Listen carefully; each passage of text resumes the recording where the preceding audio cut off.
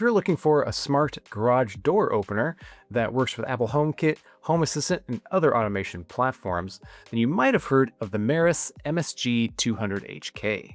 I've been using it for the past several weeks, and today I'm going to show you how to install it, configure it, and whether it's actually worth buying. But before you spend your time and your money getting this thing set up, there's a few setup and compatibility quirks that could turn a 30-minute installation into a 3-hour nightmare if you're not careful. One of the first compatibility quirks is that we need to check compatibility because depending on the opener, you might need an extra accessory. We want to make sure it'll work before we actually put up the ladder, go into the garage, and then try to get this all figured out. So go to your garage door opener and look on the side or underneath. There should be a model number there somewhere. Mine is from Genie, and so you can see the model number right there. Once you find it, head over to Meross's compatibility website and then make sure that your model is supported. If you have one of the newer Chamberlain or LiftMaster openers, there might be that little Learn button on the side. The Meross will probably still work with that, but you'll just need an extra accessory from Meross in order to make that happen. Thankfully, it's free. You don't have to buy it at the time of this video. You can just contact Meross support, and then they'll send one out to you so that you can use it with your opener.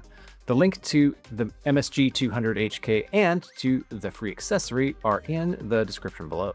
Quickly going over the unboxing and the parts that are inside. There's the main unit with the external antenna. There's a USB cable. There are 2 long cables with magnets at the end, along with 2 control wires there on the side of those cables. There's assortment of sticky pads and screws and a couple of zip ties. The MSG200HK can support up to 3 different openers of varying door sizes. So if you have 3 single car garage openers, it can control all 3 of those. If you have one that's a 2-car garage and then another that's a 1-car garage, it can support both of those. As long as there's 3 openers or less, then the MSG200 will be able to support them. There are 2 magnet cables included in the box. If you need a 3rd, it's an extra charge on their website, but last I looked, it was pretty reasonable. One of the main selling points of MSG200HK is that it supports multiple openers and that it also has a large Wi-Fi antenna. My garage is a detached garage up far away from my access point, and so I'm going to need all the help I can get to make sure it can reach my Wi-Fi. So before we actually get things finalized with our installation, let's go ahead and test these things to make sure that everything works before we actually go and get on the ladder and put it up on the ceiling.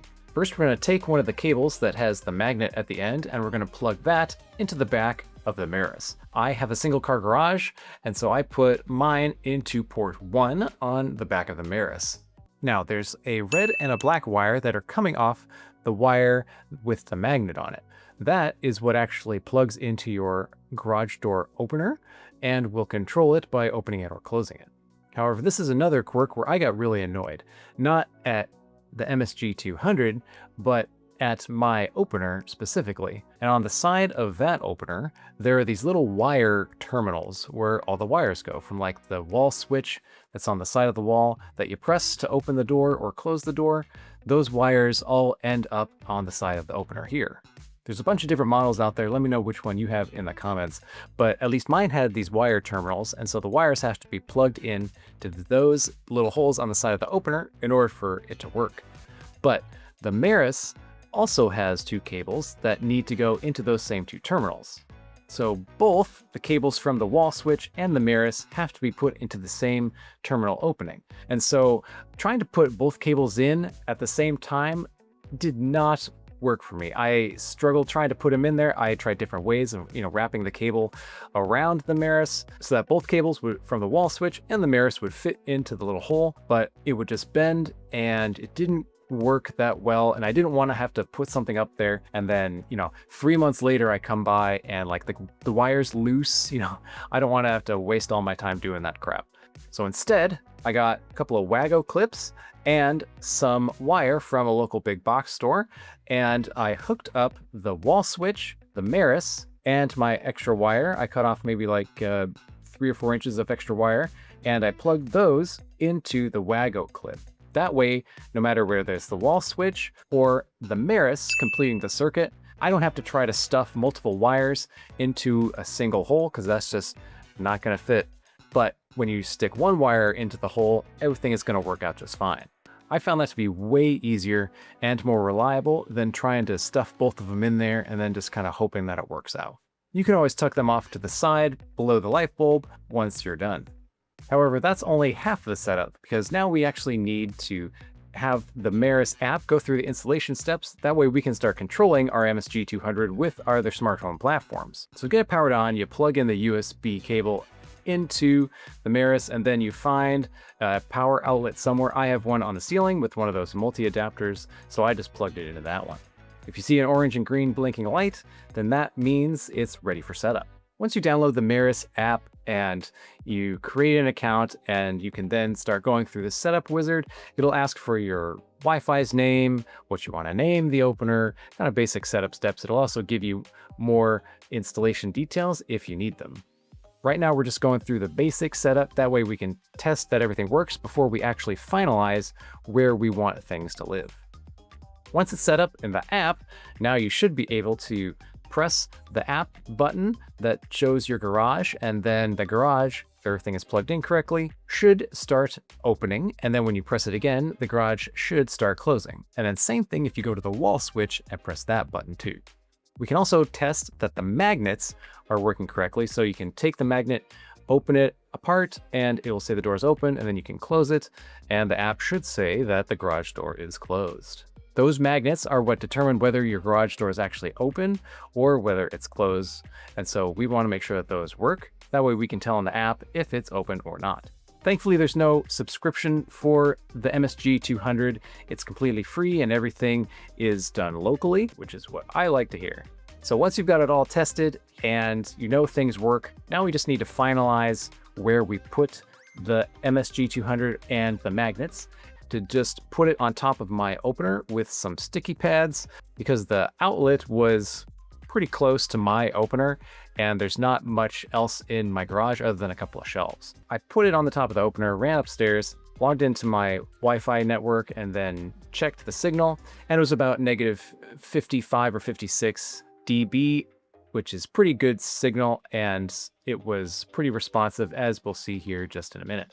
Now the big old wire that's holding the magnet, that is about 23 feet long or so. So you can take the magnet and you can put it either on top of your garage door with the extra secondary magnet to detect. You can put it on the top of your door, or you can put it on the side. My garage door is weird. Apparently, I don't know, is yours weird like mine? It didn't have like a wooden piece on the top of the door that the magnet could go on. It was just kind of this big gap. So I put mine on the side, and that seems to work pretty good for me. I use those little sticky pads to attach the magnets to both the door and to the garage door frame. Make sure that your magnets are an inch apart or closer. Anything further away, and it might not be as reliable detecting whether the door is open or closed. I then routed the extra wire all the way up through the wall and the ceiling back down to my opener where the Meross MSG200 was sitting based on the Wi-Fi signal that we saw earlier. And so I just wrapped the extra cable around the mount that my opener was being held up with, and that seems to be pretty neat and tidy. The last thing we want is just cable kind of, hanging around off the ceiling, because someone might hit it or bump into it or something. And I just want to avoid any of that stuff. When I get set up, I just want it to work. Where I open and close the garage door again with the app, and then also with the wall switch, just to make sure that everything was working the way it should. In terms of performance, the MSG200 is fast. Here's me pressing the button on the app to open it, and then you can see the garage door pretty much starts opening right away. There's no lag or delay. You don't have to wait 3 to 5 seconds for something to open. It pretty much opens immediately. And similar for closing, it pretty much works immediately. With everything being local control, we really have an advantage over those cloud services because things are fast when they're done locally instead of waiting for a round trip time to go to a cloud and then come back down and then hope that it gets around to maybe doing it one day. Now, using the app is fine for a one-off opening, closing the garage door, but we want to bring it in to our automation systems to make it way more useful. And so the MSG200 supports both Apple HomeKit and Home Assistant, along with Amazon Alexa and Google Home if you use those platforms. Bringing it into Home Assistant is going to be my platform of choice, and that's where this device really starts to shine. Home Assistant will automatically detect the Meross via the Apple HomeKit integration, and you can then enter the pairing code and you'll be able to open and close the garage door straight from Home Assistant. If you have the Meross LAN integration through the Home Assistant community store, that should also auto-detect the Meross MSG200 and will show an option there on your integrations page. Even though the Meross LAN integration has a few more features like being able to reboot the MSG200 and controlling the buzzers or seeing the signal strength, it's a garage door opener. There's not really much you can do there, but I'm going to be using the HomeKit integration for the rest of this video. And so after bringing it in with HomeKit, now you can see that the garage door can be opened or closed straight from Home Assistant directly. If you have the security dashboard in Home Assistant, the garage door opener will show up as an entity on that dashboard automatically. And so now we can control our garage door opener without needing a cloud from Chamberlain or some other company. So one basic automation that you could do here is if you want to make sure your door is closed every night at 10 a.m. before you go to bed, you can create an automation that says 10 p.m. If the garage door is open, then go ahead and close it. I'm planning a part 2 of this video that will show some cool garage automations, and so make sure you get subscribed for that one. But overall, the MSG200HK is a pretty good deal for $70, and I found it has a really big impact on what I can automate in my smart home. The installation was pretty straightforward, and the fact that it can support up to 3 openers is really awesome. Even though I only have one garage door right now, that means I can take this in the future as I have more openers if I move or go to a different house, and so this will be a product that I can keep for quite a while. The HomeKit and Home Assistant integrations are super responsive, really fast, and having local control beats cloud servers 99% of the time, in my opinion. But the real value of this comes from the automations that you can build around it. Things like closing the garage door if you've left and it's been left open, or you want to give someone specific access. All of these different automations have different triggers that they need to get them started. Not all triggers are treated the same though. If you want to start building automations like these, check out this video where I show the top 5 automation triggers that every Home Assistant user should know.